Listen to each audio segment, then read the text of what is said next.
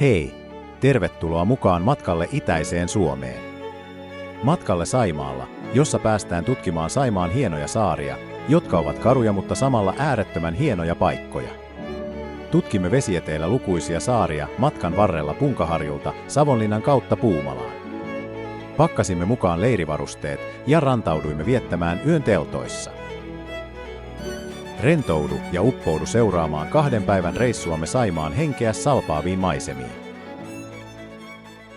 Punkaharjulla vielä viime hetken pakkailut ennen starttia. Sitten reissu. Siellä on linkkulaukku täynnä evästä. Sitten on halsteri ja teltta tuossa sopiossa välikössä sidottu. Kameralle on tuommoinen kiinnekehärveli tuossa aurinkorassa. Keulaboksissa on sitten makarit, retkipatjat ja vaihtovaatteet ynnä muut. Hyvin siihen mahtuu reissukamat.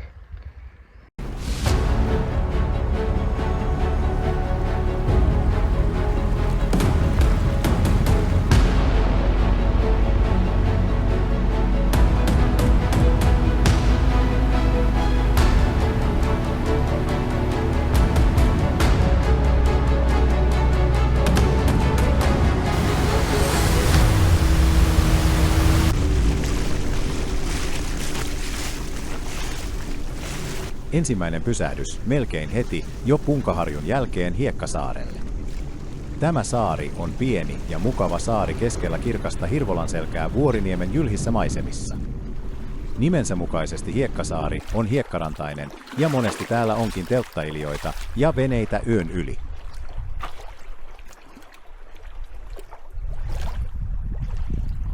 Meillä oli kuitenkin tarkoitus jatkaa matkaa vielä eteenpäin kohti seuraavia päivän kohteita, ja emme tänne jää leiriytymään, vaikka hieno paikka onkin.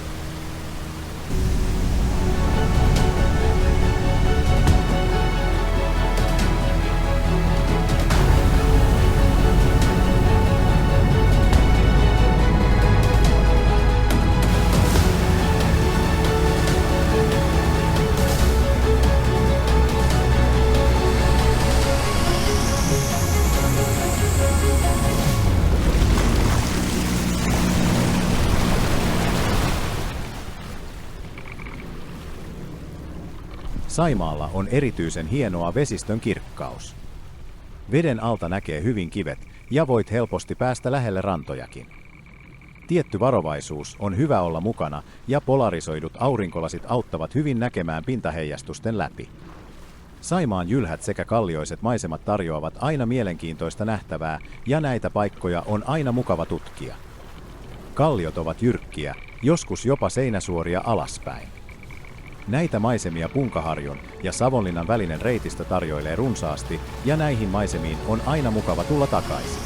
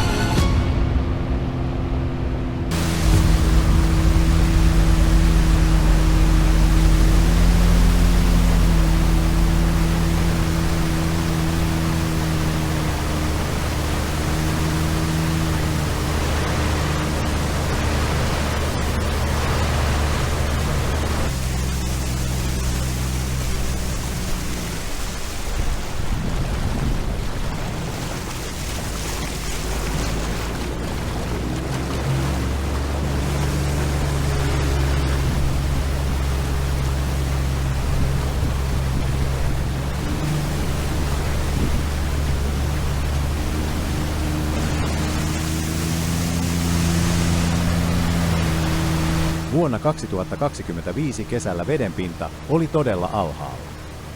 Kallioiden seinämissä näkyy hyvin normaali vesiraja ja miten alhaalla vedenpinta nyt on.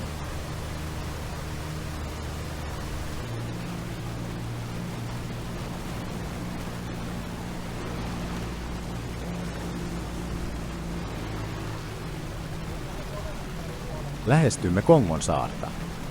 Kongon saari on mielenkiintoinen paikka, sillä siellä sijaitsee Salpa-aseman tukikohta ja kallion louhittuja luolia. Kongonsaaren salpa-asema on osa 1200 kilometriä pitkää salpalinjaa, joka rakennettiin talvisodan jälkeen itärajan puolustuslinjaksi. Me ajattelimme pitää saarella tauon ja käydä viilentymässä kallion luolassa ja uimassa. Samalla voisimme kiivetä kallion päälle syömään välipalaa ennen kuin suuntaamme kohti Savonlinnan kaupunkia tankkaamaan jetit ja jatkamaan matkaa kohti Puumalan suuntaa.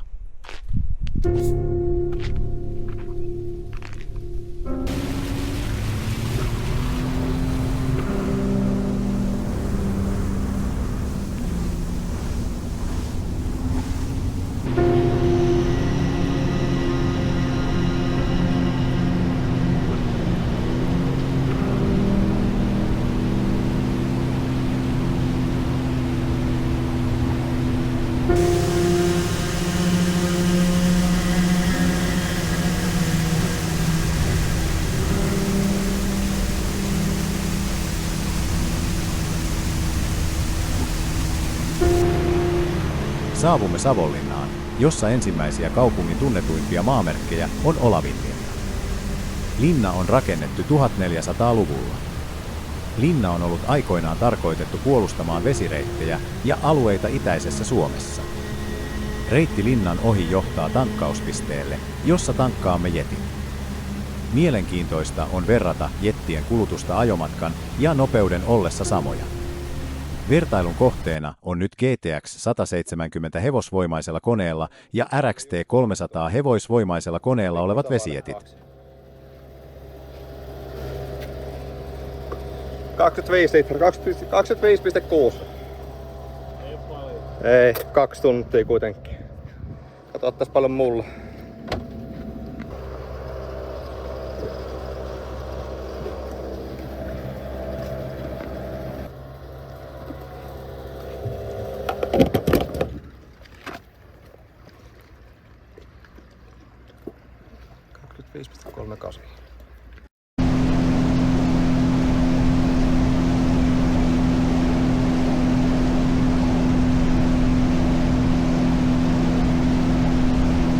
Matka jatkui tankkaamisen jälkeen suoraan Savonlinnasta kohti Puumalaa.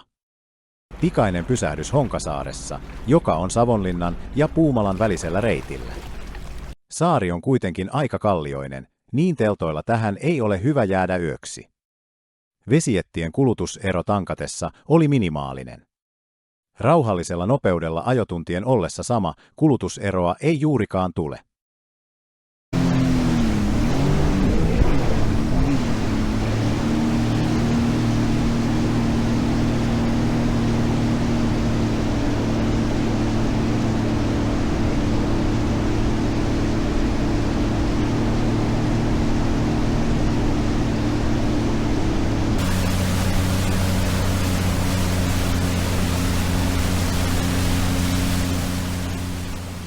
Matkan jatkuessa pian saavutaankin Puumalaan.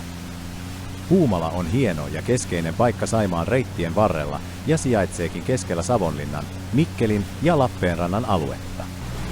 Puumalassa pikainen reissun viimeinen tankkaus, sillä arvioimme tankkien riittävän hyvinkin tämän tankkauksen jälkeen takaisin Punkaharjulle seuraavana päivänä. Puumalassa täydensimme nopeasti eväät ja suuntasimme kohti leirin perustamista, jossa söisimme iltaruuan. Samalla on hyvä tehdä kuuman päivän jälkeen iltauinnit ja mennä ajoissa nukkumaan ennen seuraavan päivän paluumatkaa.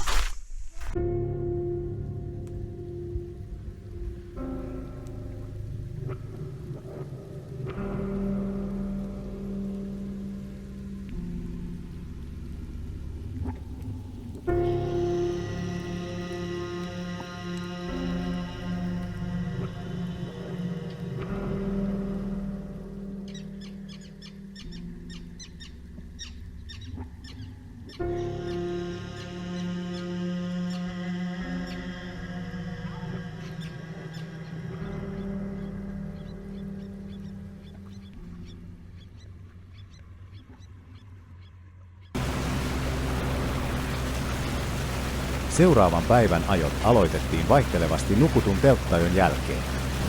Aamupalan jälkeen leiri purettiin ja kotimatka alkaa. Ajoreitiksi valikoitui hieman eri reitti kuin tulomatkalla ja ajamme Sulkavan Linnavuoren ohi.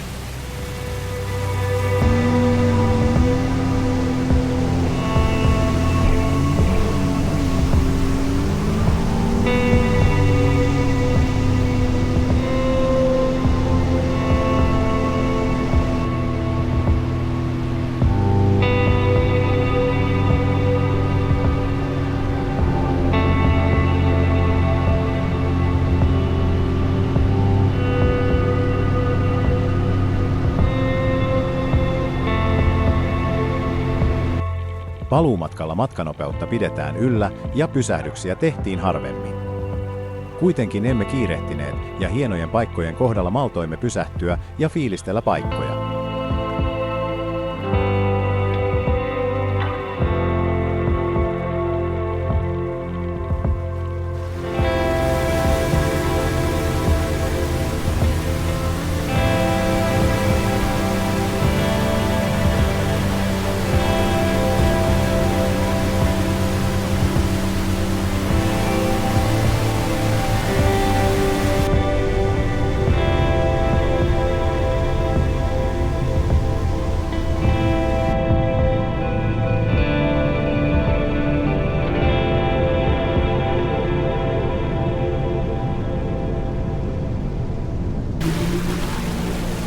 Saavuimme sulkavan Linnavuoreen.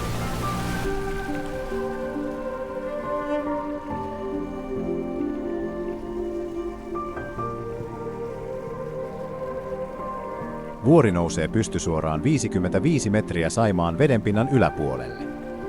Näkymää ei voi tallentaa kameralla, vaan se on parasta käydä itse katsomassa. Hieno paikka fiilistellä Saimaan luontoa. Linnavuoren jälkeen matka jatkui kohti Punkaharjua Savonlinnan kautta. Savonlinnassa maistuva lounas ja kohti Punkaharjua pohjoisinta ja lyhintä reittiä pitkin.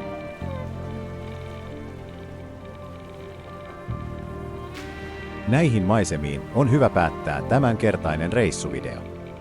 Kiitos, kun katsoit videon, ja jos tämän tyyppinen sisältö kiinnostaa, niin tykkää videosta ja harkitse kanavan tilaamista ja pääset seuraavilla videoilla seuraamaan uusia reissuja ja maisemia.